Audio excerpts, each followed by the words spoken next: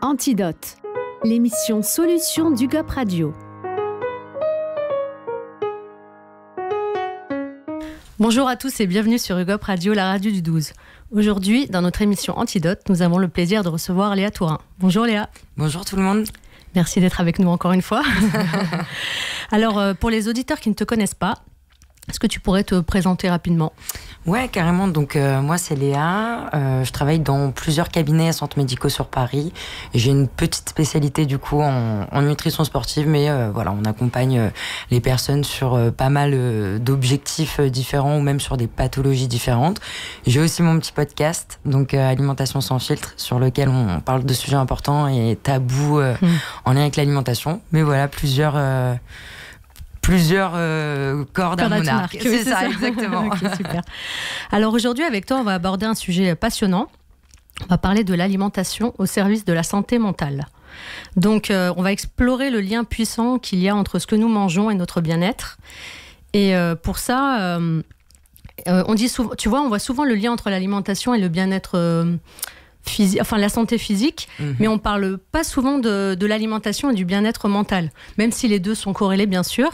Et est-ce que tu peux nous expliquer comment la nourriture, elle peut aider à se sentir bien au quotidien ? Il y a une phrase qui est assez connue, hein. Généralement on va dire on est ce que l'on mange. Oui. En fait c'est ça, et on peut le voir. Je pense que généralement dans la vie, quand on a des petits moments un peu ou des petits états dépressifs, c'est des moments où tout de suite notre alimentation est impactée. C'est vrai. Et vice versa, c'est-à-dire on peut avoir ce lien de cause à effet. Bien sûr. Donc on a des aliments qu'on va considérer, enfin même des nutriments, un peu les deux, je vais m'expliquer après, mais on va avoir des aliments qu'on peut considérer comme soporifiques. Je pense au chocolat par exemple. Beaucoup de personnes expliquent, bah voilà, moi le chocolat vraiment ça me fait du bien quand je stresse, ça me permet de décompresser. Il y a aussi ce réconfort. En fait, donc là ça va être surtout au niveau des micronutriments en fait qu'on va retrouver dans le chocolat. Chocolat noir, on va avoir du magnésium, du potassium, on va avoir de la sérotonine. Sérotonine, du coup, c'est l'hormone du bonheur, c'est ça ? Exactement, c'est ça. Après, il peut y avoir le fromage aussi. Oui. Faut savoir que le fromage, la protéine en tout cas du fromage, donc c'est la caséine, c'est la même protéine que le lait. Quand on va le digérer, ça va libérer en fait une molécule qu'on appelle les casomorphines. Vous entendez le terme morphine derrière ? Ah oui, c'est de la drogue quoi. Voilà, on sait que c'est quelque chose qui fait du bien. Ouais, ça veut dire qu'en France, on mange beaucoup de fromage et on est tous heureux. Alors voilà, c'est ça. Non, mais en tout cas, on a des aliments en effet qui vont avoir un effet soporifique. En fait. Au-delà de tout ça, après, je ne sais pas si on va en reparler par la suite. Oui, j'ai pas mal de questions là-dessus. Voilà, il y a aussi les micronutriments, mais c'est ça. Je te laisse. T'inquiète pas. Et du coup, ça veut dire que si on a des carences nutritionnelles, ça peut affecter forcément notre humeur. Oui. Ça semble évident, quoi. Tout à fait. On a le magnésium, par exemple. Dont tu parlais. C'est ça, exactement. Le magnésium qui va permettre de lutter, en fait, un peu contre la dépression.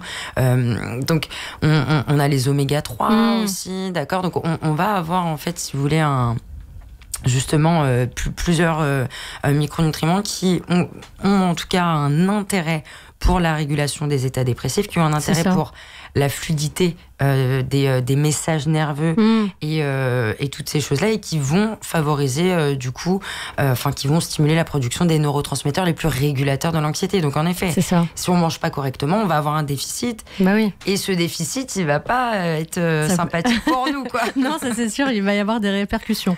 C'est ça. Bah justement, en parlant de ça, tu sais qu'au sein du pavillon culturel où UGOP Radio se trouve, il y a des enfants qui viennent faire des activités et ils ont souvent des questions pour nos invités. Et donc, il y en a un qui a une question pour toi. On va l'écouter. Pourquoi on est heureux quand on mange du chocolat ? On t'en parlait tout à l'heure justement du chocolat. Alors, c'est vrai que les enfants se demandent comment ça se fait que quand on mange du chocolat, on a ce sentiment de bien-être. Donc, t'en parlais tout à l'heure. Ouais, après, alors je parlais du chocolat noir, je pense qu'il y a aussi peut-être pour les chocolats pour les enfants. Oui, en tout cas, on a il y a du sucre. Il y a du sucre, donc le sucre a un effet soporifique, d'accord. Donc il y a aussi ce retour-là, mais c'est surtout au niveau du profil en micronutriments que le chocolat noir est très intéressant. Donc comme on disait, magnésium, donc mieux relaxant, anti-asthénique, qui lutte contre la dépression. Donc il y a ce truc-là, et puis en fait, on va avoir aussi la sérotonine, donc l'hormone du bonheur. Ouais, c'est ça. Donc, C'est voilà, pour répondre à la petite question toute mignonne. Oui, toute mignonne. Non, mais les enfants, ils savent. Enfin, de toute manière, le chocolat, ça veut dire qu'il faut manger du chocolat quand même pour se sentir bien, quoi. On n'est pas. C'est vrai qu'on culpabilise souvent quand on mange du chocolat, mais en vérité, on devrait mettre ça dans les ordonnances. Enfin, chocolat noir, je précise, il me semble plutôt. En fait, c'est ça qui va être beaucoup plus intéressant. Même le cacao est un puissant antioxydant. Donc ça, c'est vachement intéressant.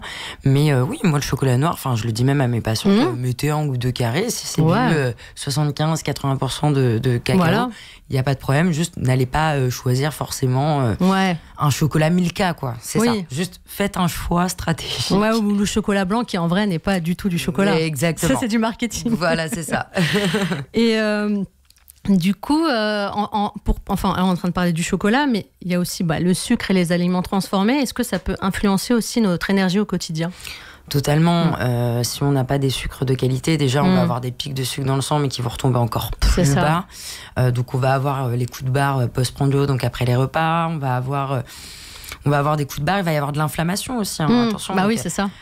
Quand on est inflammé de partout, qu'on a du coup des tendinites à répétition, quand on a beaucoup de fatigue, quand on a des troubles digestifs, on va pas bien. C'est vrai. Et en fait, il y a un lien qui est hyper important. Cause à effet, c'est ça, entre notre intestin et notre cerveau. Ouais, donc premier cerveau, deuxième cerveau. C'est ça. On a vraiment une communication en fait en permanence entre les deux. D'accord, c'est des neurones. Il y a des messages nerveux qui passent. Et c'est ce dont je parlais tout à l'heure. C'est ça. Les oméga 3 vont améliorer la fluidité niveau de ces membranes. Donc les messages nerveux vont passer beaucoup plus rapidement. Donc ça, c'est vachement intéressant. Donc bien faire attention à son microbiote, ça passe par lui apporter des aliments qu'il est capable de digérer. Oui, voilà. En fait, simplement. Donc quand c'est transformé, forcément, c'est une difficulté pour l'estomac de digérer des choses qui sont très très transformées. C'est ça, on n'a pas les mucines digestives nécessaires pour digérer ce genre de produit en fait. Donc ça va stagner, ça va inflammer, ça va créer de l'inflammation. L'inflammation qui est un stress pour l'organisme. C'est ça. Donc voilà, on va avoir un contexte de stress oxydatif important et d'inflammation. Et du coup, alors il y a certains aliments qui peuvent être vus un peu comme des médicaments qui pourraient aider à lutter contre l'anxiété, la dépression. Est-ce que tu aurais d'autres aliments au-delà du chocolat ou des oméga 3 qui pourraient justement aider à se sentir bien ? Ouais, totalement. Les vitamines du groupe B qui sont très intéressantes, qu'on retrouve beaucoup dans les légumineuses, les produits céréaliers complets. D'accord. Là, je parlais des oméga 3, mais en fait, donc EPA, DHA qui sont des oméga 3 qu'on retrouve dans les poissons gras. Donc le poisson, le saumon, le thon, la sardine, le maquereau, le hareng, les poissons gras. Mais on en a aussi dans les graines de lin, les graines de courge, la banane, beaucoup de magnésium, de potassium. Non, on a quand même les amandes, les noix.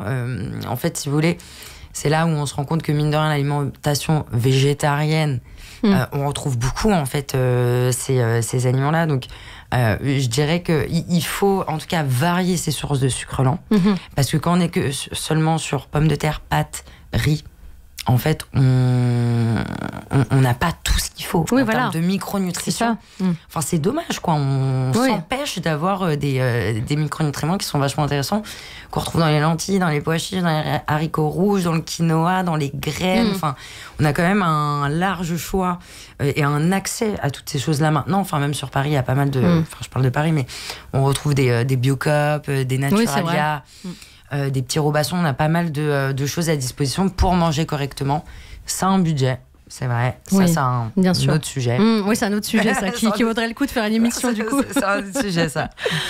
Mais ouais. Non, on a plein d'autres choses. On n'a pas que le chocolat et le fromage. Chocolat et fromage qui sont malheureusement beaucoup de fois diabolisés en plus de ça. Oui, en plus, c'est vrai.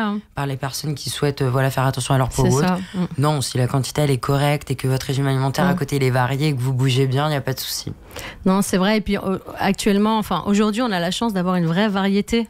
Comme tu disais, on n'est pas obligé de manger que des pâtes, du riz ou des pommes de terre. Actuellement, maintenant, il y a le quinoa. À une époque, il n'y avait pas de quinoa, il y a 50 ans, il me semble, en France. Donc, le fait aussi de la mondialisation, il y a pas mal d'aliments qui viennent d'ailleurs, qui sont quand même bénéfiques, même si tout n'est pas bénéfique, bien sûr. Mais c'est vrai qu'on a la chance de pouvoir varier souvent l'alimentation, quoi. C'est ça, et puis je pense aussi au tryptophane, qui est un acide aminé, en fait, précurseur de la sérotonine. C'est dans la banane, non ? Alors, on en a aussi. Ah oui. Non, mais carrément. Si. On en a dans les graines aussi. Ouais, dans les graines. On va en avoir aussi dans la dinde. On en a beaucoup dans pas mal de protéines. Et en fait, ça, du coup, cet acide aminé-là, il va être précurseur de la sérotonine qui ensuite se transforme en mélatonine, qui est l'hormone du sommeil. Oui, c'est ça. Donc, on va avoir un bon sommeil. Et il stimule aussi la production du GABA, qui est le neurotransmetteur le plus régulateur de l'anxiété. D'accord. Donc, il y a quand même un grand intérêt. Le petit tips que je pourrais donner pour essayer d'avoir une bonne énergie, un bon mood, ce serait de manger, par exemple, une petite poignée de graines qui contient du tryptophane accompagné d'un fruit. Et en fait, le sucre du fruit va permettre de bien accompagner le tryptophane dans le cerveau. En fait, vous voyez, ça va bien nourrir le cerveau. C'est le petit tips pour être heureux. Ok, c'est des bonnes associations. Voilà, c'est ça. Faites un petit goûter. Oui, c'est ça. Et puis des fois, je me dis, est-ce que le corps lui-même... Enfin, il me semble que des fois, quand on est en manque de certains nutriments, notre corps nous les demande. Par exemple, une fois, je me rappelle, j'étais malade et j'avais envie de manger de la viande. Alors bon, désolé pour les végétariens, mais je sais pas, c'est comme si mon corps me réclamait ça. Est-ce que tu penses que le corps est capable de nous demander ce dont on a besoin, en fait ? Oui. Carrément, si on est en lien avec ses sensations, bon après ça c'est un autre sujet. Oui, en lien, oui c'est ça. Il y en a qui sont pas en phase avec leurs sensations, puisque voilà il y a des messages nerveux qui sont brouillés ou autres, mais oui, tout à fait. Hein.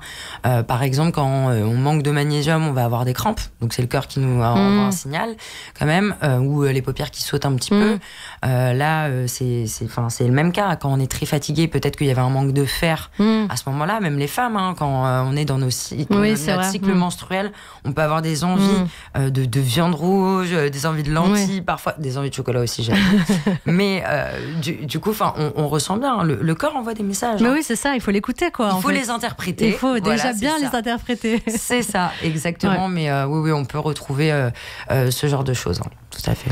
Est-ce que tu penses qu'il y a des régimes alimentaires, justement, qui favoriseraient le bien-être, comme par exemple le régime méditerranéen, où il y a beaucoup d'huile d'olive, enfin, je te laisse expliquer un peu ce que c'est, mais... Ouais, c'est ça. Il y a beaucoup de graisses de qualité, voilà, il y a beaucoup d'antioxydants, il y a beaucoup de couleurs. Poisson. C'est ça, beaucoup de poissons. Donc, oui, tout à fait. Hein. Après, ça peut être une bonne piste, quoi. C'est une bonne piste dans le sens où il faut essayer d'avoir des assiettes colorées. Plus vous avez des assiettes colorées, plus ça veut dire que vous avez un profil en micronutriments et oligonutriments qui va être vachement intéressant, même en termes de vitamines. Donc pas mal d'antioxydants, ça c'est intéressant, hein. Les antioxydants, on a la vitamine C, on va avoir la vitamine E aussi. Après il y a des vitamines qu'on retrouve aussi pas mal dans tout ce qui va être lipidique, qui sont liées aux graisses de qualité, vitamine A, D, E, K, qui sont vachement intéressantes aussi. Mais plus vous allez avoir une pluralité de nutriments, de la variété, un coup du poisson, après de la dinde, en fait l'alimentation variée et diversifiée vous permet d'être heureux, en bonne santé. C'est surtout ça qu'il faut retenir, carrément. Ouais, c'est ça. Et est-ce que tu penses que ça... Enfin, est-ce qu'il y a un intérêt à prendre des compléments alimentaires justement pour aider, ou alors vraiment on peut tout trouver dans l'alimentation ? Alors, pour moi, on peut tout trouver dans l'alimentation, mais réussir à le faire, la faisabilité, ça c'est autre chose. Oui, voilà. C'est-à-dire que, si vous voulez, le magnésium, par exemple, tout le monde est carencé en magnésium. Oui, il paraît qu'on en perd tout le temps, quoi. Ouais, tout le monde est carencé en magnésium. Le magnésium qui peut être absorbé un peu mieux avec la vitamine B6, par exemple. Donc c'est ça que c'est intéressant. Enfin, vous voyez, la vitamine, les vitamines du groupe B à mettre en lien avec le magnésium. On retrouve d'ailleurs dans beaucoup de compléments pour booster justement la vitalité, ces choses-là. Cette association, on va retrouver magnésium, vitamine B6 ensemble. Oui, c'est vrai que c'est ensemble en général. Souvent très, très, très associés. Mais oui, en fait, c'est vachement important si on s'aperçoit qu'on a des signaux de notre corps, justement, et voilà, que c'est ça. Dans notre mode de vie, on n'arrive pas à répondre au fait de manger très régulièrement.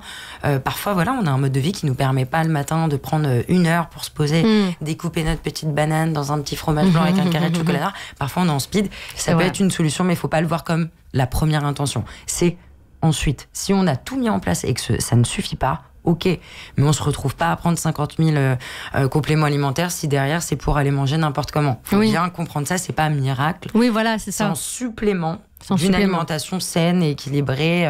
Oui, ça va pas remplacer une alimentation. Et non. C'est pas manger n'importe quoi et derrière on prend des compléments, ça n'a pas trop d'intérêt, quoi. C'est ça, parce qu'au final, ok, super, on va prendre le complément de magnésium, ok, mais dedans il y a pas de calories, il y a pas de valeur énergétique. Oui, bah oui. Donc ça va pas empêcher que je vais avoir faim en fait si je mange pas. Donc à un moment donné, il va y avoir un petit problème. Ouais, c'est ça, exactement.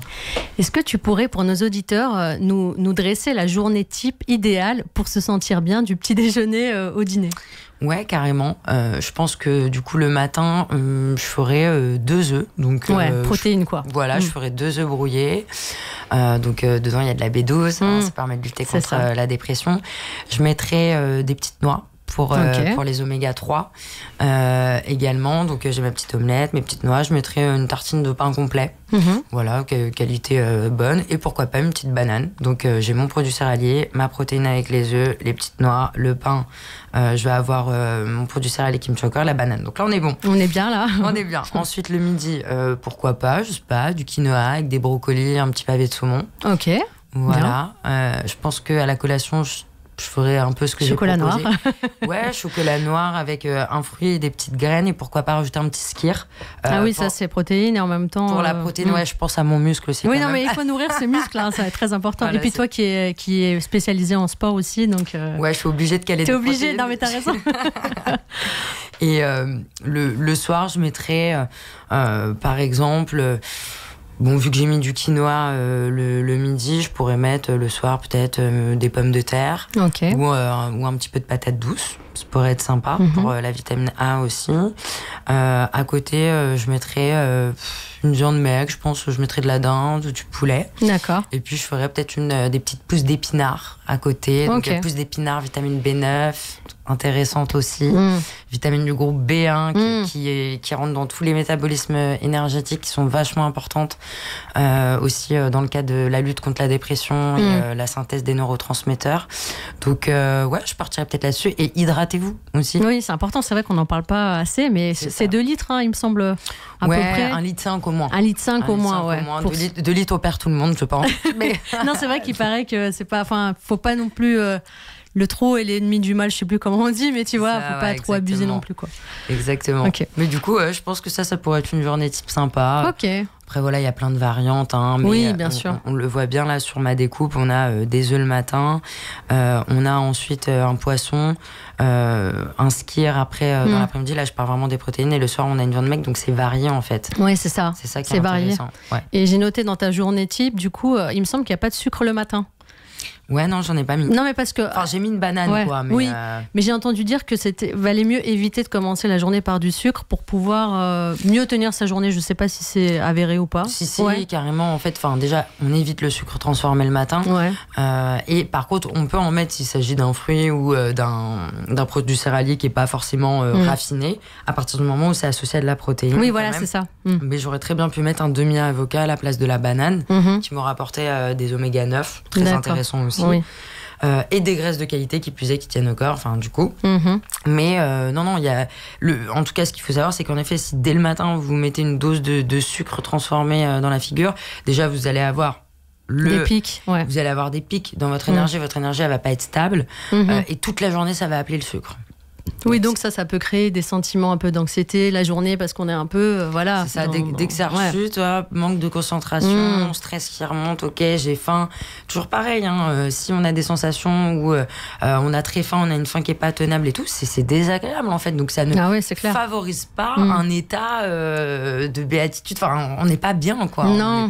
On n'est pas au top. Mais c'est vrai qu'en France, on a été élevé beaucoup au petit croissant le matin avec le café, alors qu'en vérité, on devrait plutôt faire comme les autres pays où ils sont au jambon le matin ou avec les œufs, et en vérité c'est plutôt une bonne idée, quoi. Ouais, le English breakfast, voilà, avec, c'est ça. Les beans, c'est tout. Non, clairement. Exactement. Clairement. Ouais, c'est beaucoup mieux. Ouais. Bon, merci Léa pour tous ces conseils. Je pense que nos auditeurs ont de quoi faire pour se sentir bien par le biais de l'alimentation.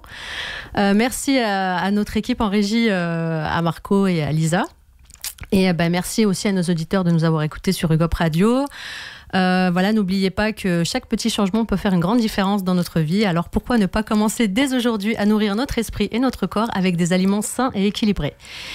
Et est-ce que tu pourrais tu pourrais dire à nos auditeurs où est-ce qu'on peut te retrouver, toi, personnellement? Ouais, carrément. Donc, moi, vous pouvez me retrouver en tout cas sur Doctolib, où vous aurez accès à mes différents cabinets et lieux de consultation. Je fais aussi du visio, et vous pouvez me retrouver aussi sur Instagram, TikTok, LinkedIn, YouTube. C'est ça. Et ton podcast. Et le podcast surtout sur toutes les plateformes d'écoute. Ok. Voilà, c'est ça. Super. Bon, écoute, on va mettre ça de toute manière dans notre barre d'infos quand on va pour l'émission. Et merci à nos auditeurs de nous avoir suivis sur UGOP Radio, et n'hésitez pas à nous suivre sur les réseaux sociaux et sur notre chaîne YouTube. Prenez bien soin de vous, et à bientôt sur UGOP Radio, la radio du 12. Antidote, l'émission Solutions d'UGOP Radio.